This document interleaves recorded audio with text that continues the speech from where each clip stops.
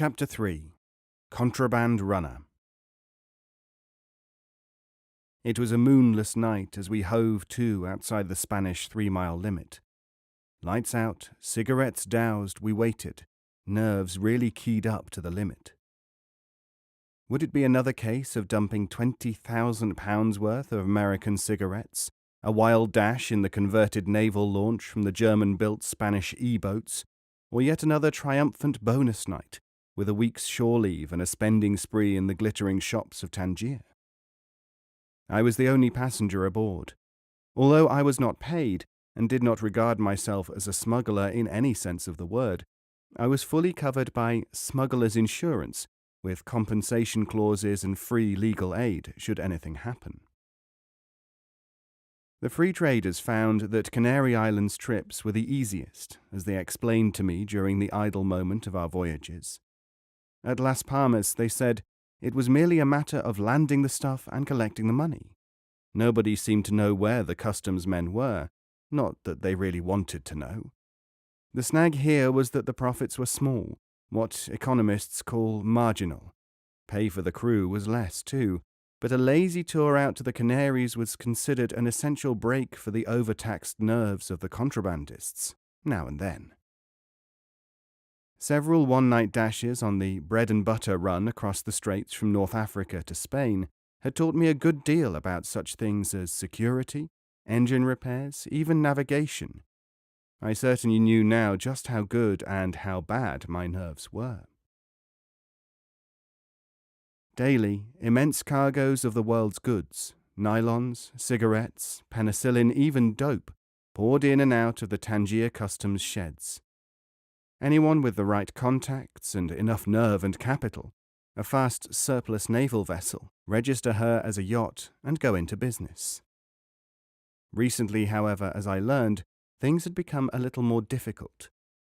The official part of the business, handled by agents, which can mean anything and generally means stooges for the pseudonymous bosses, was easy enough. Nobody could stop you from sailing out of the harbour at 10 at night, loaded to the gunwales with luxury goods which officially neither Spain, France, nor Italy could afford to import. The cigarettes, for example, will have cost the smugglers about 6p for 20. They would sell over the water wholesale for anything up to 1 and 6p, or its equivalent in whatever currency the smuggler demands. The 6p buying price includes customs duty, where applicable, import charges and other expenses, but all cargoes being in transit are out of bond and duty-free. Naturally, the ship's papers show your destination to be Samoa or anywhere you care to mention while they are being forged. It is usual, of course, to make the destination appear plausible, and on the return to have documents indicating correct delivery, just in case of enquiries. Where the real snag comes in is the fact that informers paid by rival gangs, or the police of various countries, keep a very wary eye on cargoes. This means that from the moment the craft is loaded at Tangier, the prevention authorities of at least 3 Mediterranean nations will probably have been alerted, and the boat may be challenged somewhere at sea. If this snooping were inevitably successful, of course, nary a cargo could get through unintercepted. In actual fact, during the autumn season, as many as 20 outfits may be regularly plying back and forth under cover of darkness. How is this managed? It was frequently alleged to me that the Spanish authorities could be squared. Spurning that unsupported allegation as unworthy of a great Iberian nation, we arrive at the second and third possibilities. Either the agent from whom one works can re-bribe the spy, or, which was the general procedure, the boat may be loaded at dead of night, far from any inhabited place. Real, old-fashioned, freebooting stuff, this, and not one of the red-blooded men of the new Spanish Main would dream of thinking of himself as anything even faintly resembling a crook. The Spanish customs, as already noted, were said not to accept the 3-mile limit. My skipper, in common with most of his contemporaries, thought this extremely unsporting. Several boats, he said, had been blown out of the water for failing to stop and account for themselves when they were found cruising by night 4 or 5 miles from Spain.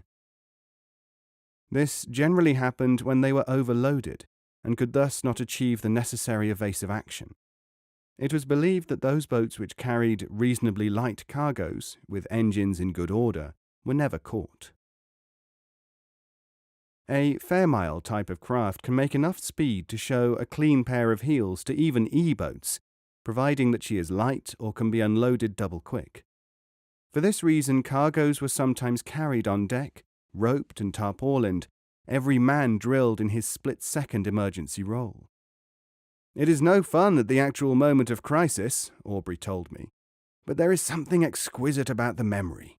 Just try hurling overboard 850 cases of cigarettes in a matter of a couple of minutes and zigzagging frenziedly the while to escape the merciless Spanish searchlights if you want to know what it is to be good and scared." On this particular night, the captain got away with it.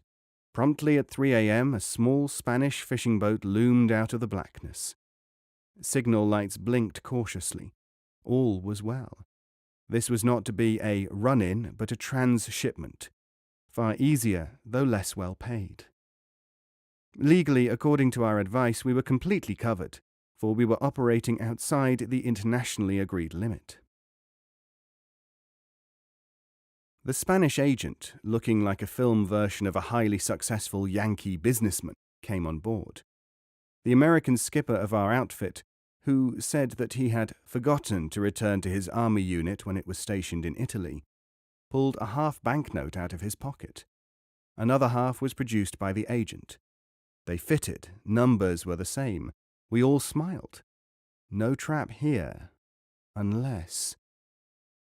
A horrible moment came when a light aeroplane equipped with searchlights buzzed around. A coast guard.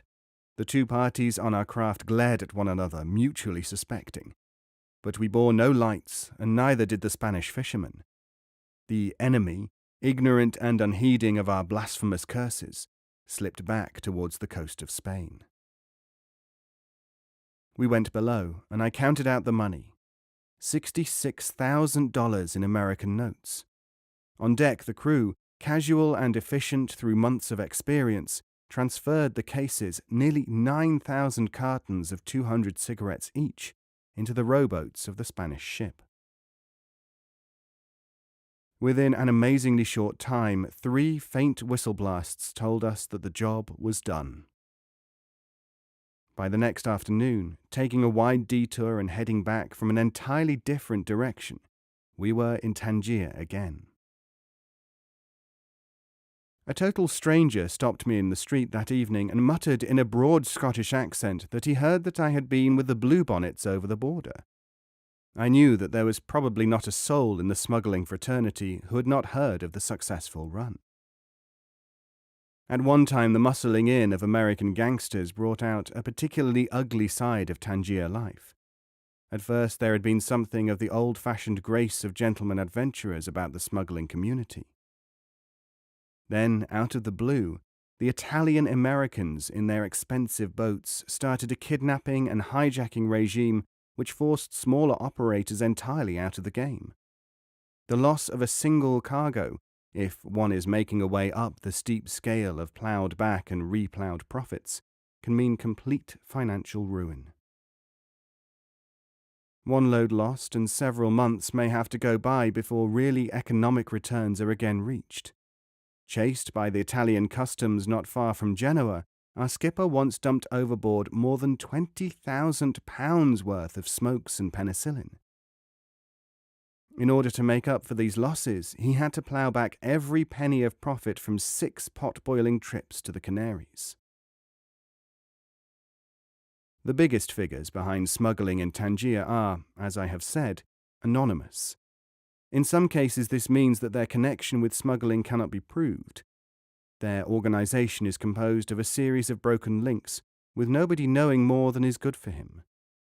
As a general rule, skippers pick their own crews and give their final operational orders 3 or 4 hours before loading time. When the crew reports, the goods are already on the quay awaiting checking and stowing, with shipment papers in order, or at least watertight. The ambition of every skipper is to become his own boss, to have his own boat, and eventually to settle down to a less harrowing life. Information that I collected in Tangier, however, indicated that only about 1 in 5 of the inexperienced venturers who simply bought a boat and headed for the smuggler's paradise actually succeeded. The rest either were drowned, disappeared, died in gang fights when the American gangsters were still there, were captured by the customs of one country or another, or lost their cargoes early on and had to start all over again from the beginning. It takes a good deal of self-discipline and luck to be a successful smuggler. The effect of vast amounts of easy money on most of the smugglers who did strike lucky seemed almost to unhinge them. They were like men from another world. Our own captain was one who had once brought out his own boat and had lost the cargo on an overloaded run, and was now working for the boss. He had signed on at Villefranche on the French Riviera as a deckhand on a British manned craft. Rumour had it that he had worked his way up to captain aboard one of those perhaps mythical boats, said to have been manned by a band of British ex-Wrens. In any case, he had made dozens of trips, had been inside a Spanish jail, and had had his cargo confiscated several times.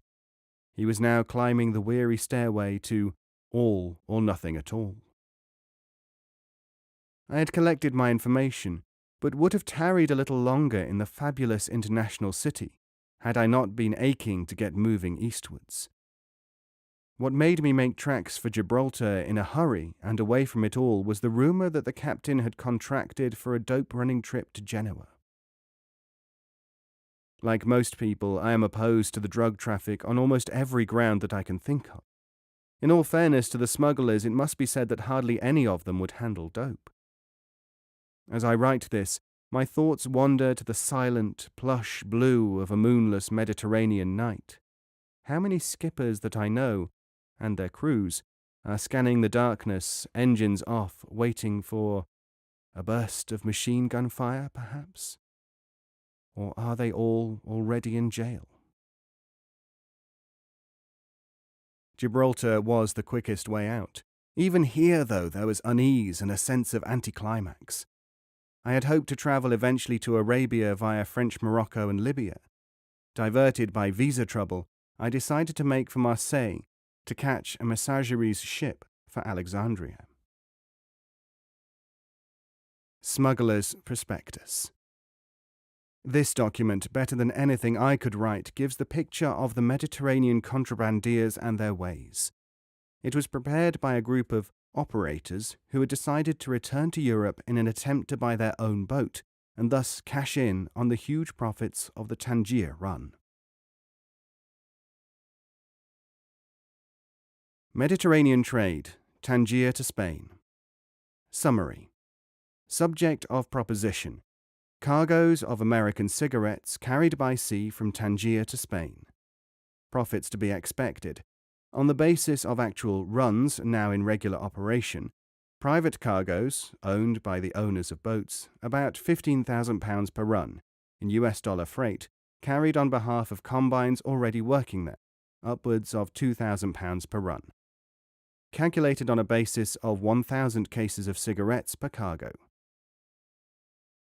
Culpability in British law, nil. No British law is infringed. There is no infraction either of international law in the case of cargoes being transshipped outside the 3-mile territorial limit bordering Spain. Tangier implications, none. It is permitted to import cigarettes into Tangier and export them seawards via private transport. Investment needed. To buy a suitable ex-naval ship with a speed of 30 knots plus, about £2,500. Alternatively, to buy a suitable MFV or HDML in this country and take it out to Tangier, £1,500. Some MFVs might be available at about £1,000. Buying a share in an existing ship, now being fitted out for operations in England, about £1,000. This latter figure represents a participation equal to about 1/3 of the profits. Further details will be found below. Brief summary of the position and implications up to date. A very large market exists for American-made cigarettes in France, Spain, Canary Islands, and Italy. Currency restrictions, dollar shortage, make this demand insatiable by orthodox methods. The recent war has developed among the local people a taste for American cigarettes, and in addition, their own government monopoly brands are in most cases greatly inferior. There is also the large market for foreigners travelling through and resident in Mediterranean lands. At present, legally only token imports are permitted in the above-mentioned territories. A notable exception to this import ban is Tangier, the international zone on the Moroccan coastline, just across the straits from Spain and Gibraltar. This is a free currency area, meaning that goods can be imported into Tangier and paid for in US dollars, and exported from there to any country by almost any means. Modus operandi. 1. Types of operation. Two main types of trading are to be distinguished: synchronized deliveries arranged by Tangier agents, combines, who give yacht owners their cargoes and instructions in Tangier, and arrange for the ship to be met by fishing vessels outside the 3-mile limit. And secondly, the independent yachtsmen who buy their own cargoes and make their own selling arrangements for delivery and selling. This report is mainly concerned with the former type of operation. 2. Typical operations. In a typical transaction, the procedure is generally as follows. The captain or owner of the boat arrives in Tangier. It is essential that he be known and trusted locally. He makes contact with the combines through one or other of their agents. A cargo is arranged by this agent. When the agent has satisfied himself that the ship is of the kind which is used by his combine, they have inexplicable caprices about this sort of thing and have to make sure that certain kinds of engines are fitted, and so on, the cargo is ordered by the agent and delivered aboard the ship. The cargo may be large or small. In the case of a new ship, agents generally send only a few hundred cases, and also a representative on board, just to see how the thing is settling down to work. Everything is very highly organized. The ship sets sail under cover of darkness on moonless nights to make its rendezvous on the other side. The skipper has received half his freight charges in advance and gets the balance on delivery in cash. He is paid US $6 or more per case, or a total of £2,000. Out of this, the crew of 3 are paid £20 a week on average, and a bonus of over £10 for each cargo delivered. Fuel costs 1 shilling 4p per gallon, diesel oil, and about 30 gallons are used in the crossing. Frequency of operations. It is possible to carry out 3 to 4 crossings per week. Delivery to the Canaries, Italy, etc. is paid for at a higher rate. It is possible to insure against mishaps, engine faults, or loss of cargo or boat. Personnel. The present team proposing this operation consists of the following: 1 captain with a 2-year record of successful deliveries without mishap, and 3 assistants, one of whom is skilled in navigation, another in engines, and the third as a general hand plus navigator. All personnel can double as deckhands and steersmen. This team is referred to as the group. They propose starting as soon as humanly possible, and to that end need a boat. They have all the experience and skills, but lack capital. The group proposes that an investor or a group of investors purchase a boat of suitable type as their contribution and register it as a yacht. The group undertakes to sail the boat to Tangier, to make all arrangements, and to begin operations. Profits will be divided, either as follows or after consultation. No salaries to be paid, entire project to be profit-sharing. Boat to be in the name of the owners or a nominee or the group. This is immaterial, but the group wishes to exclude the possibility of suspicion that they will themselves dispose of the boat, or otherwise take advantage of the factual possession of it. Profits to be calculated as net profits, and 75% for the investors, with the balance of 25% to the group. Fund to be set up for purchase of additional boat. Actual plan of operations. Initially, until there is sufficient liquid capital available for the group to run their own cargoes, owned by themselves, the boat will transport cigarettes for one of the combines in the form of freight. This will be about 1,000 cases at £2 per case of 10,000 cigarettes, or a gross return of £2,000 per trip. Reckoning on 4 trips a week, the profits will work out at £8,000 per week, less fuel, etc. Within a few weeks, however, the group would intimate to the combine's agents that the capacity available for freight had diminished, and less freight and more cargoes of the group's own cigarettes would be transported, bought directly from the importers in Tangier and sold through the group's own agents in Spain. Working on the above figures, it will be seen that a private cargo, i.e. one owned by the group, being worth up to £15,000, the gross profits could be as high as £15,000 a week. Cigarettes sold in this way are therefore a much better investment than the freight flat rate of £2 per case. This is an exact parallel of operations which have been carried out by British and American crews from 1946 until today, and the overall picture has changed little during that time. The entire Riviera and North African coastline from Casablanca to Villefranche is dotted with retired British and American and other nationals who have retired from the smuggling trade after making £100,000 or more. This is one reason for the continual demand for good boats and trustworthy crews. Retirements are very common. Being plain businessmen, the combines cannot bind the smuggling crews to them legally or otherwise after they have made their pile. Urgency of immediate action. Apart from the natural desire to commence operations soon, in order that the profits should come in as soon as possible, there are other reasons for speed. Among them may be mentioned that September to October are the times when smuggling always receives an added impetus in the Mediterranean. It is necessary to make arrangements with the agents so that they will know what cargo capacity one is providing, and indeed that our group will be in operation at all. Secondly, if we are to participate in the boat which is actually in process of being bought now, we must act quickly. This will limit our investment and get us into operation at the earliest possible date. Most important, there are rumors that a movement may be afoot soon to seek the United States government's action to limit cigarette exports to Tangier. If this were to happen, the entire smuggling trade would be wiped out at a blow. So we must work fast. We may have only about 3 months in which to harvest the situation. Note: the group is prepared to negotiate on the basis of this report.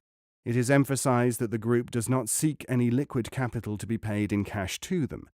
They are prepared to take any investors to the spot in Tangier or Spain to satisfy themselves that this is a serious and practicable business.